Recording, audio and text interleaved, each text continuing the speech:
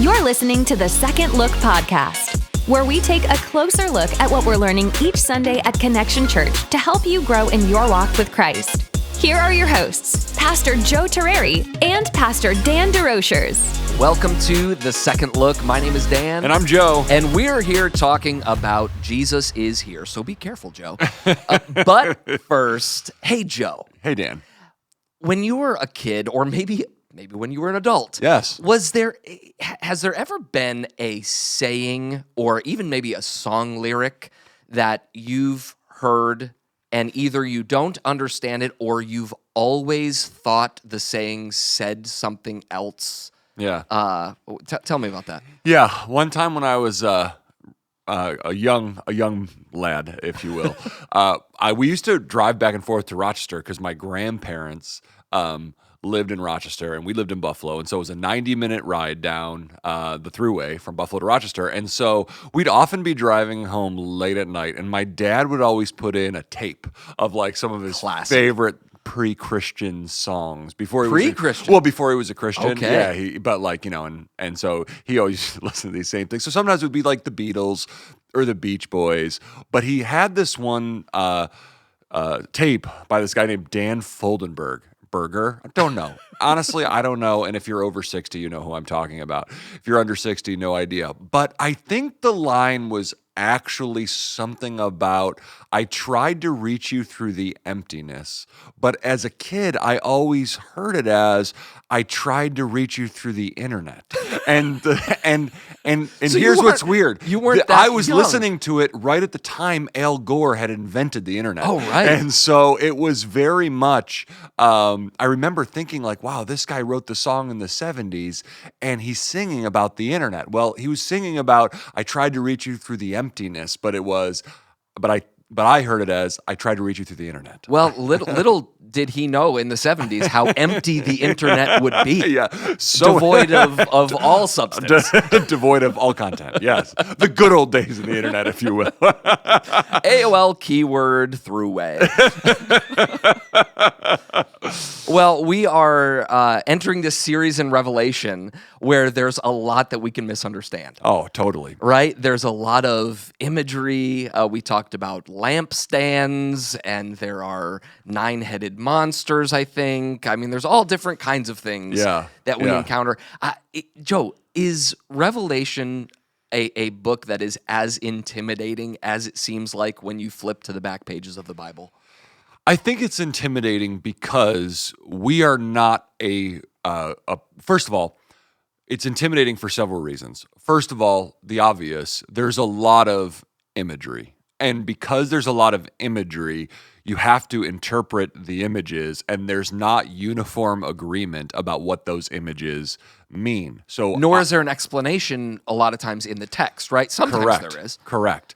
And here's the other confusing thing about Revelation. Some of the things in Revelation have already happened. Oh, Not wow. all of it, but some of it is directly related to the Roman Empire, related to a guy named Antiochus Epiphanes. And so that is called the preterist view of Revelation, that it's all already happened. I don't hold that view, but I understand that there are some things in Revelation that it talks about that had already taken place. And yet, even when Jesus says to John, write down these things that have happened now and will happen, I believe he says that in verse 20 of chapter 1, you just understand that the book of Revelation is a now book and it's a future book. And Right. so the other thing that makes Revelation really difficult to understand is that it's not chronological.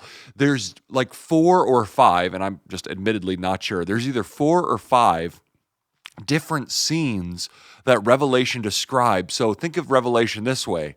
It starts, it ends, and then it starts again. And so it's interesting. not a chronological story like the Gospels is. Like if you read the Gospel of Luke, Jesus is born, we read all the Christmas story, Jesus has his ministry, Jesus goes to the cross, Jesus rises from the dead, and then Jesus commissions his disciples. Yeah. Revelation is nothing like that. There's no chronological reality to it. So what you're really finding in Revelation is these different scenes that John is seeing, and they're not all totally related. I mean, if you read Revelation 12, there's a scene of Jesus's birth. Most people miss that. There's this dragon, there's this woman, and this dragon trying to kill the woman's child. Wow. That's Revelation 12. And then in Revelation 21 and 22, we get a vision of the new heavens and the new earth.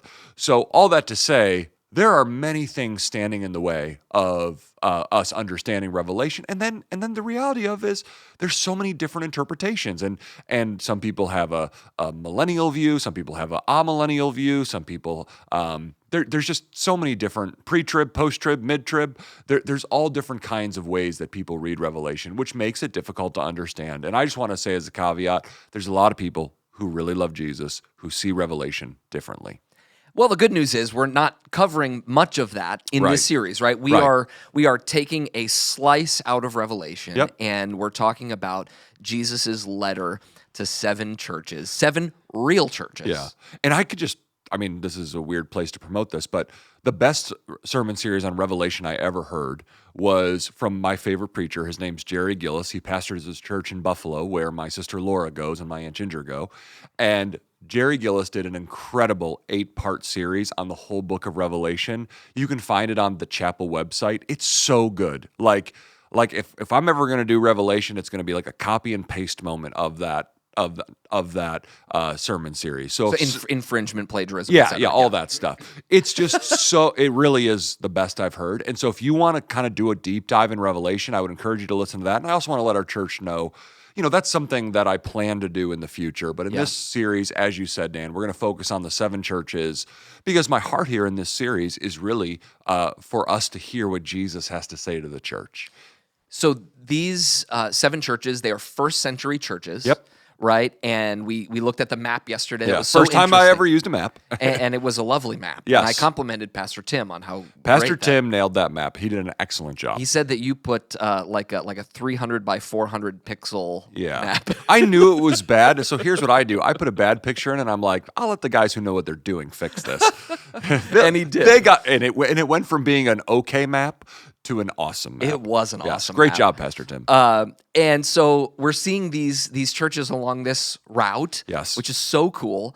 And all of these churches are facing some issues, having some things that are happening within them.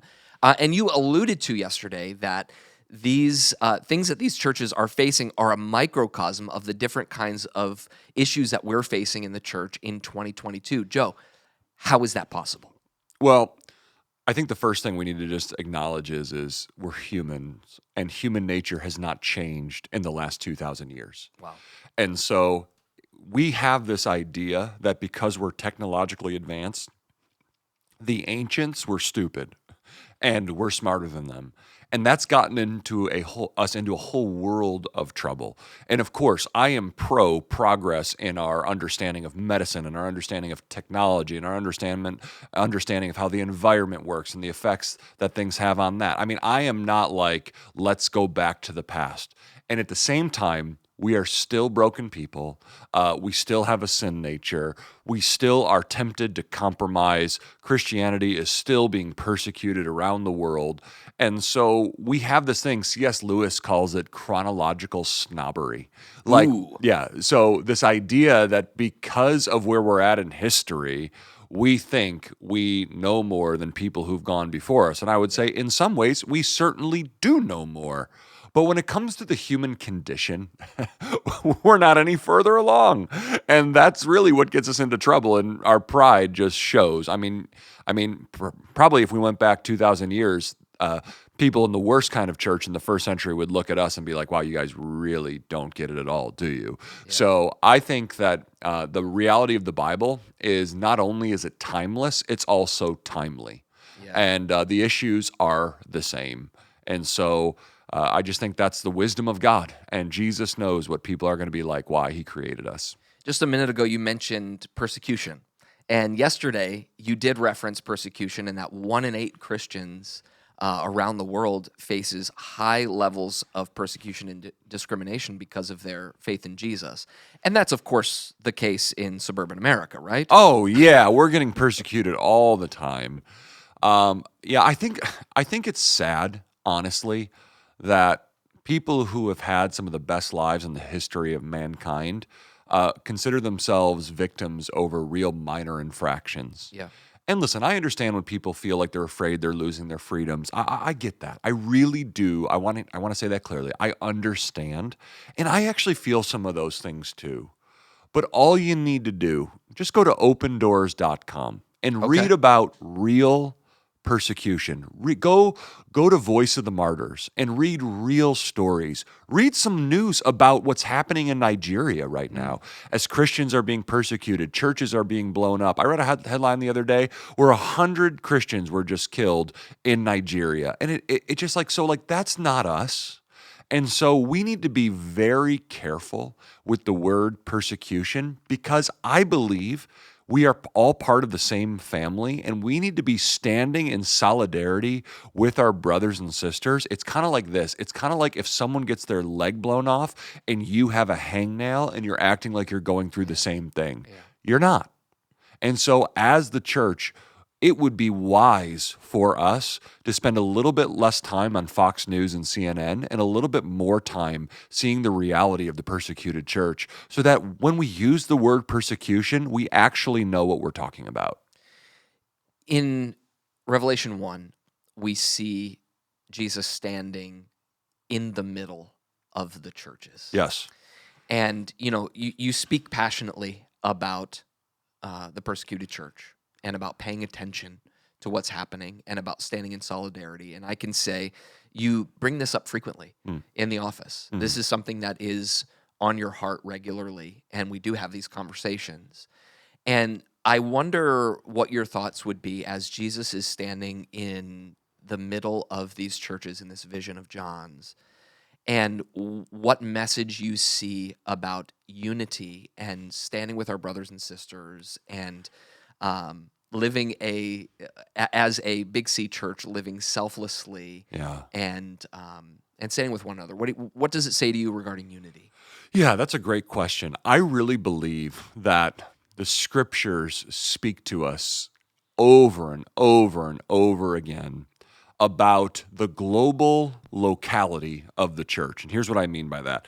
That there is a universal church that includes all of those who have made a profession of faith in Jesus Christ. Or to put it another way, you are part of the Big C church if you worship Jesus. Yep. And yet, the church is also local. There's local expression. So Connection Church is a local expression. And so what I think every church needs to remember, whether they're 15,000 people or 15 people, whether they're in Uzbekistan or they're in Alberta, Canada, okay? No matter where you're located, you are part of the Big C church, but you're also have a local mission, but you're not the main thing. You're part of the bigger church. And so when I see Jesus, as John said, he saw him in the middle of the lampstands, it really says to me, not only is Jesus here, but he will not choose to side with one local expression of the church over the rest. And so for me, do I think denominations serve a purpose? Sure. Do I think that's God's ultimate ideal? Absolutely not. Yeah. Now, I'm not an anti-denomination guy. I just think it's a result of our failure to practice Ephesians 2, 11 through 19. I think it's our failure to practice the reality of Jesus Christ. I think it's because we've fallen in love with our hobby horse theology, and that has been a reason we've divided. And so listen, do I think there's some abhorrent doctrine out there, people claiming to be a church, and they have church on their sign, but there's nothing about them that would reflect the glory and the honor and the truth of Jesus Christ? Yes, I don't think everything that calls itself a church is a church. Yeah. I mean, just honestly, we have a Unitarian church right up the street from us. They call themselves the Unitarian Church. Just from where I'm sitting, that's not a church. That's a spiritual gathering of people who don't know what they actually believe. Yeah. They're making things up about God. And I met a woman who went there, lovely lady, but that's not a church. But for the true church, and there, I have you have friends, I have friends who are not in the Assemblies of God. Like, one of the ways my thinking has really shifted, Dan, over the last 3-4 years is just having this passion that Connection Church is a slice of what God is doing in this community. Yeah. And like, we have these friends around us, like people like DJ, who pastors over at Parkerford, and Mark Mueller, who pastors up at Coventry Church of the Brethren, and Dave Hakes, who pastors over at Parkerford, and Ed Crenshaw, who pastors up at Victory Church. Like, there's just so many different styles. Josh Park, Branch Life, like, and I'm just identifying these churches by their leaders, but like these, like, we are with them. And do we have some minor theological disagreements? Yeah, but you know what? If we actually did start being persecuted and we couldn't meet anymore, I'd call each of those guys and be like, guys, let's get together and let's worship Jesus. And every one of them would be like, yeah, let's do it. Yeah. And so Jesus stands in the middle of his church because he's not going to be conscripted to our denomination. And that's really something that I have deep passion and conviction about, because we need to start stressing our similarities and start seeing ourselves as one. Because here's why. Jesus sees us as one. He's standing in the middle. So locally, Jesus is standing in the middle of Parkerford Church, which is a Southern Baptist church, of Branch Life Church. Parkerford's not Southern Baptist; it's Church of the Brethren. But like Parkerford's Brethren, Branch Life is Baptist, and Connection Church is Assemblies of God. But Jesus stands in the middle. Yeah. Okay, and so like, we're all worshiping him. He doesn't see our denominations; he sees our allegiance to him. Yeah. It's amazing when you get outside of kind of that, what you call the hobby horse theology. Like, when you get beyond your preference, it is amazing how quickly you do identify with those commonalities. We see this on the mission field all the time. Good. Talk about that. I was just thinking about that. See it on the mission field all the time. When you get overseas where you don't know anybody, where you don't know the culture, where you don't know what's happening, and you meet someone who believes in Jesus, like, it's amazing how low the bar is to find that commonality. Like, I bet you're not talking about, do you ordain women or not? Certainly not. Certainly not. You're not talking about, do you speak in tongues? No. Right. No. What are you talking about? You're talking about Jesus. Right. You're talking about the kingdom of God. Right. You're talking about Missio Dei. Yeah.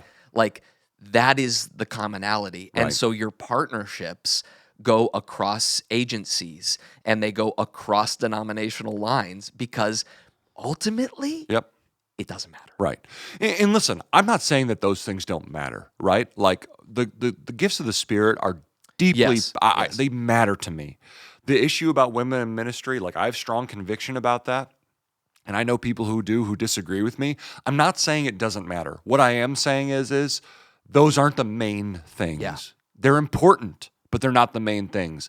And honestly, when people are facing persecution, when there are not many other Christians around, we need to come together under the banner of Jesus Christ. Yeah. And listen, there are people I would not be in unity with if they twist scripture or make things up about God. Like, I actually don't want to validate that's an expression of Christianity. Like, I really don't. Like, if you don't believe Jesus rose from the dead, we're not, I don't actually think you know the Lord. Right. Like, there's like, so like, everyone that calls themselves a Christian is not a Christian, and every church that calls itself a church is not a church. And yet at the same time, Jesus stands in the middle of the church, and a lot of us, we would need to lay down some of our arms to find the kind of unity that Jesus is after. Yeah. So as we look into this series, into these 7 letters, what can we expect? And, I think like we started off by talking about, like, there are probably going to be some strange things that we're going to have to sort through. Are you going to help us to see, and then maybe what is your approach as you try to unlock and see what's happening in these letters and what we can take from them? Well, the great news about the 7 letters is they don't have a ton of difficulty interpreting what they actually mean. Now, there are some things in the letters where there is some symbolism. And this week, we'll see when we talk about Ephesus, Jesus talks about this group called the Nicolaitans. And honestly, it's not like there's a real sound agreement on who the Nicolaitans were. But didn't they start a network for kids in the 80s? Yeah, and they started Nickelodeon, yes. But the Nicolaitans, we don't actually know who they are necessarily. I'm going to do my study this week, and I'll probably say they could be this, they could be that. But the great news is in the 7 letters, you know exactly what Jesus is after. Yeah. And so we're not going to be confused about what we're supposed to do in light of what Jesus says to the 7 churches. And so, this week is a warning. It's a warning to the Ephesian church, and you can read you can read Revelation 2, and that first church is Ephesus, and I would encourage you to read ahead, and you'll see real clearly Jesus's problem with the church at Ephesus is that they've lost their first love, and so that's what we're going to talk about this week. Just that's like a mini example of it's not hard to understand what Jesus is after in the 7 churches and what he's talking about. Wow. Well, I'm looking forward to it, Joe. Really am. I think it's going to be awesome. Looking forward to what we can take away from that. And I want to take a second here at the end of the episode and acknowledge that this is our 100th episode of The Second Look. Wow. Thank you for those of you who have listened over these 100 episodes. We hear people all the time just share with us how helpful the podcast is. We're still shocked by that because we come in here and we didn't even know if anyone was going to hear, and we're just so grateful. You know what I love about this podcast? It's for our church. Yes. I love that it's just for Connection Church. It's another touch point for people, another venue for me to share my heart pastorally that wouldn't necessarily work in the pulpit on a Sunday morning. And I just want to say thank you for listening. And Dan, I know you didn't bring it up for this reason. I want to say thank you to you for producing this podcast. I know the work you put into it and making sure it's a high quality production. And then I want to thank Pastor Tim, who's right over there. This is our first podcast released via video. Yes. And Pastor Tim did so much work to get us ready for this. Yeah. And so this is just, some people like to listen to podcasts. Some people like to watch podcasts. I know for me, I like the option to watch. So I just want to let everyone know that this really comes by way of a lot of hard work from our team, and we just really want to serve Connection Church well. Yeah, and as we move forward, if you are listening and you'd like to catch this on video, you can catch it in our app or in our online campus or on YouTube. And if not, Joe, you can always find us in the internet. Yes, right? That's what it was? We're on the internet, and you can reach across the emptiness and you'll be able to find us. Well, this has been another episode of The Second Look. You can catch this sermon and so much more at our website, cometoconnect.com. Have a great week.